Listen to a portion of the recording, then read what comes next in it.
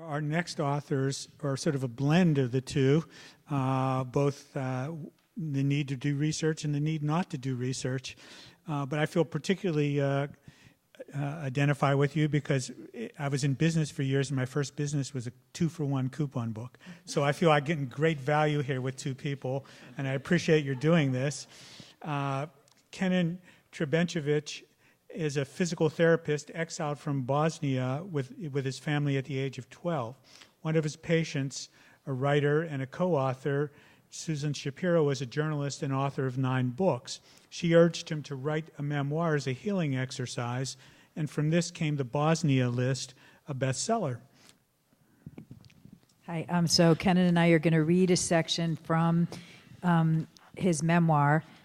It's called, it's his story, The Bosnia List, a memoir of war, exile, and return. And the basic deal was, you fix my back, I'll fix your pages. So my back's better and the book is out, so it was kind of a book of healing. So we're going to read a chapter of after Kenan's family, his Muslim family, were the victims of ethnic cleansing when he was 12 years old, and his father and brother were put in a concentration camp. And luckily America welcomed him, and he arrived in Connecticut. The Interfaith Council welcomed his family in 1995. And so we're reading a scene in Stratford, Connecticut, where he and his family are watching on television as the end of the Balkan War is happening. And so Kenan and I are going to read it together. Wait, what is Wolf Blitzer saying? Mom asked in Bosnian, leaning forward on the couch, straining to listen. Kenan, what's going on? I don't understand what's happening. If you'd be quiet, I could tell you, I said. By age 14 and a half, almost fluent in English, I'd become her interpreter. Sitting on the brown shag carpet with my legs crossed, I inched closer to television. I put down the fig Newton I was dipping in milk, desperately trying to grasp the latest developments of the saga unfolding 4,000 miles away that could change the rest of my life. This peace agreement they're pushing is really a funeral for us, Dad said, also in our native language, standing over the set, clicking his tongue. Stop making that noise. I can't hear anything, Eldon raised his voice, getting up to turn the volume higher. He stood next to Dad, listening intently. My brother crossed his arms and shook his head. I can't believe this. What a mockery of justice. Šta kažu? Mom kept asking. What are they saying? Impatient for the latest update. It was a Sunday after Thanksgiving in Connecticut in 1995. We just finished a dinner of roast lamb and potatoes since we found turkey, which we never had before, too bland and hard to season. We're sitting in the living room of a new modest 2-bedroom house we could barely afford to rent for $900 a month in Stratford. It was the 5th place we lived in 2 years as we scrambled to regain some semblance of the security amid many odd jobs and my mother's cancer. While American classmates had spent the holiday weekend yelling at the football players, we'd been huddled around the special CNN evening news, shouting at the anchors, reporting the end of the Balkan War. After another dispatch, Mom turned to me. What now? She wanted to know. So did I. For the last 3 months, I've been elated, getting goosebumps each time I read breaking news or saw video footage on the TV of the Bosnian forces mobilizing, gaining strength, forcing the Serb soldiers to flee my country in trucks and tractor convoys. It finally looked like the Bosnian army victory. I've been expecting to hear that any day we've officially won the war. But now I stare at the TV in shock, translating word for word the newscast from Mom, trying to follow a complicated story. Just as the tide was turning and looked like Bosnian forces could actually win Europe's deadliest conflict since World War II, Serbian President Milosevic threatened to step up to vicious attacks in the ethnic cleansing campaign to race Muslims like us. Instead of standing up to Milosevic's bluff and realizing he was just trying to save face, NATO was pressuring us into unjust peace. Debil, my mom, through clenched teeth, said that Milosevic's photo was shown, calling him a genetically deformed maniac. Pfui, she continued, as if spitting out rotten meat. Magarac, my father called him a donkey. Supposedly German Chancellor Helmut Kohl and President Clinton were sympathetic to our plight, but Special U.S. Envoy Richard Holbrooke was threatening our President, Ali Izetbegovic, with airstrikes until he stopped our troops from advancing. According to Holbrooke, NATO would bomb us if we didn't quick sign the Dayton Peace Accord. We've been in Connecticut for 2 years, but for me, us, and we referred to my old country. I was Bosniak who didn't consider the United States my home. Alicia's a dinosaur. He doesn't belong in politics, Eldon fumed about our leader. What the hell is he doing? He's a total idiot. Yeah, he doesn't believe in politics, I echoed, throwing a pillow at the TV. That old man should be in a mosque with old ladies, Mom screamed. I told you he was too incompetent to run our country. Are you taping this? I nodded. I had a dozen tapes from recent newscasts in a boot box in my upstairs closet. I kept up with every radio, TV, and newspaper clip I could find. I wanted to become a history buff like my brother. I traded in my crush on Jeannie Garth of Beverly Hills 90210 to moon over the smarter, tougher Christiana Amanpour, but she couldn't help us now. Elijah should have listened to his generals and kept going, Dad raged. One more week and we would win the war. The Serbs would be swimming across the river to Serbia where they belong. This late intervention by countries who'd done nothing earlier to stop the mass murder of my people was so unfair. My chest was getting warm. Why? I screamed. I kicked the TV with my heel. The set shook, shaking the flower pots behind it. Don't do that, my father said. Stop bickering like lunatics so I can hear. Eldon steadied the TV. But how could I be rational? Other boys my age memorized baseball stats. My brother and I ran different numbers. A few 100,000 Bosniaks like us wiped out, 1 million Muslims displaced, 500,000 permanently removed from our land, 4 years of my people being attacked, raped, and massacred, and now we weren't allowed to finish this bloody fight, even though we could actually triumph at last. We were stunned. Bosnia was pummeled with bullets and bombs while Belgrade kids were eating ice cream outdoors, Eldon complained. Meanwhile, the school motto for Greater Serbia is hate thy neighbor. You're right. I rubbed my hands through my hair, itchy, my forehead sweating. I'd been so proud of Eldon's outspoken opinions and of his endless attempts to make Americans understand what was happening in our country. He'd recently gone to a lecture at Stony Brook, the college he'd started at 21, discussing the fall of Yugoslavia. A Serbian-born female professor had denied her side had instigated the war and called our leader a Nazi. After Eldon filed a complaint with the head of her department, the Serbian professor was reprimanded. She was no longer allowed to spread falsehoods to the student body. It was a small rebound that reminded us how lucky we were to be living here in a land of freedom. Then again, we'd also learned that the anger Eldon expressed towards the Serbs in his essay on why he'd been exiled to America might have been the reason he was denied a fellowship for Balkan refugees that would have paid his tuition. Other Bosnian exiles in Connecticut who'd won the full scholarship had only referred to the war, intentionally leaving out any mention of who'd started it and why, knowing there were Serbs on the charities board. Some Thanksgiving this was, I said, punching the floor with my fist. What an odd holiday, Eldon muttered. Americans celebrate the Indians they slaughtered. To apologize, they let them run casinos and exempt them from paying taxes, and they named sports teams after them, I added.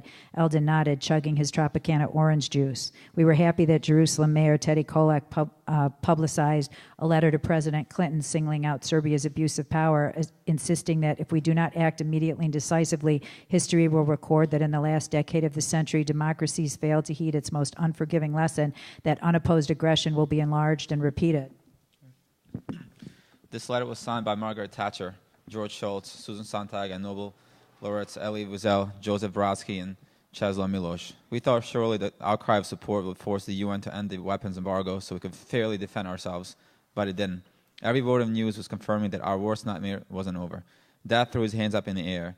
The UN is our second enemy, right after the Serbs. When the phone rang, it was Dad's friend Mujo calling from Germany, where his family had been exiled. What the hell are they doing? Mujo screamed. The Serbs were on their way out of Brčko, my hometown. They were packing, morons. The Bosnian soldiers are crying. It seemed unfathomable that Serbs would be rewarded for the atrocities they committed against us by being allowed to remain in control of my old town. We can never go back there now, Dad said, tears in his eyes. Ever since we escaped Bosnia 3 years before, I clung to the hope that our side would be victorious so we could return and resume our old lives. But at that moment, I felt sudden shock of knowing it was over. I would have no more holidays with Aunt Bissara and cousin Amal and Mirza and their crazy songbirds. No more fishing on the River Sava or karate tournaments at Partizan or soccer with my friends Yasenka. I might never see him again. What girl will I marry? Where my kids are going to be born? What language would they speak? Where would my parents be buried? Would I ever see Grandma Mina again? I felt like my team was losing the most important championship in the world, and I wasn't even allowed to play. Never, I repeated, my voice cracking. Thank you.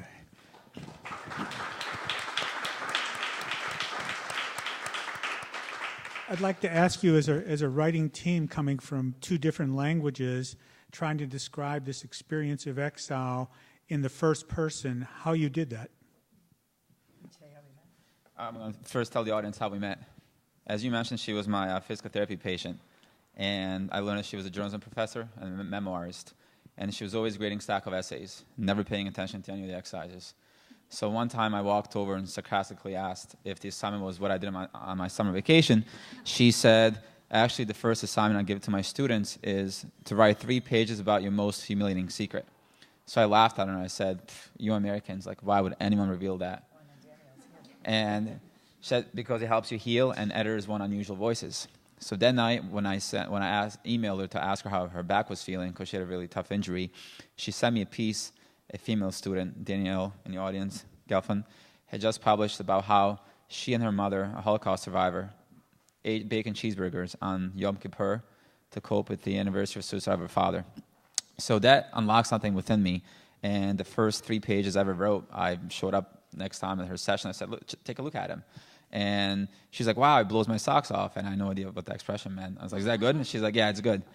So after so many, no, it's not well, true. not those, no. So after like obviously so many rewrites, she gave me someone's contact at the New York Times and ended up being picked up at the Lives column. Then she encouraged me to keep writing, and I said, it's not happening. I'm a physical therapist. I only wrote chemistry labs and love notes. I don't really write literature. So I went to a book seminar where she tends to always bring editors and agents, and we were going in a circle, pitching out new stories that we could publish. So my next essay, what I wanted to write about, was about a Yugoslavian-themed lounge that opened up in Astoria, which was meant to bring different factions together through food and music. And that lasted about 8 months because we almost killed each other. People were stabbed, and it was the New York Post, so that closed. And when I pitched the story, one of the editors, Colin Harrison, said, if you ever write a book, that should be your chapter 1. So next time Susan comes over and tells me, okay, I want you to write me a 3-page flashback scene, I said, I can't remember, it's too long, leave me alone. However, next day I showed up with 43 pages, came in pouring out of me. So through the process of writing, I was thinking everything in English. And before I met Susan, never really made sense of how my family survived. And I met her 2 months after my trip to Bosnia. So after 20 years of living in the States, my father desperately wanted to visit Brčko again. So I felt that I was really doing this for my father, but I was really doing this for myself, and I had to face down my past.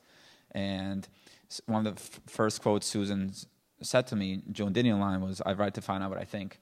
And for me, that really became true. And also a line that I love is, writing is a way to turn the worst thing that ever happened to you into the most beautiful. And so he had never made sense out of what happened to him at 12. And so reliving it, I made a joke that I was his Jewish mother and his shrink. I became his shrink.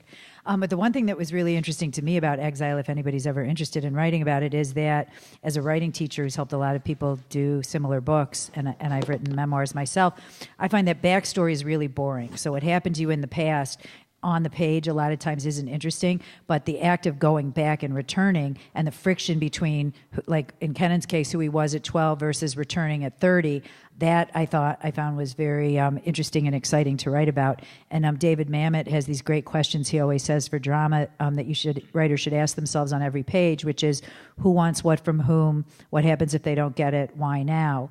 And so in Kenan's case, there was just such, he wanted to please his father and be a good son by taking his father back. But when I asked him, what did you want when you were going back to Bosnia, he really wanted to avenge the friends and family members who had betrayed his family.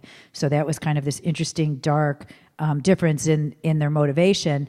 And then why now? Because his father was in his 70s and he was afraid that he'd never be able to do it. And what would happen, if things went wrong, he was afraid he could be killed. So there was just this fantastic drama between the 12-year-old versus the 30-year-old going back. And actually, I mentioned to you that a Holocaust survivor friend who was he'd survived Bergen-Belsen asked me to help him write his story, and he wrote hundreds of pages. And again, it was just memory, so it didn't really come alive on the page. But when I asked him questions, it turned out he was going back at age 75 to speak at Bergen-Belsen.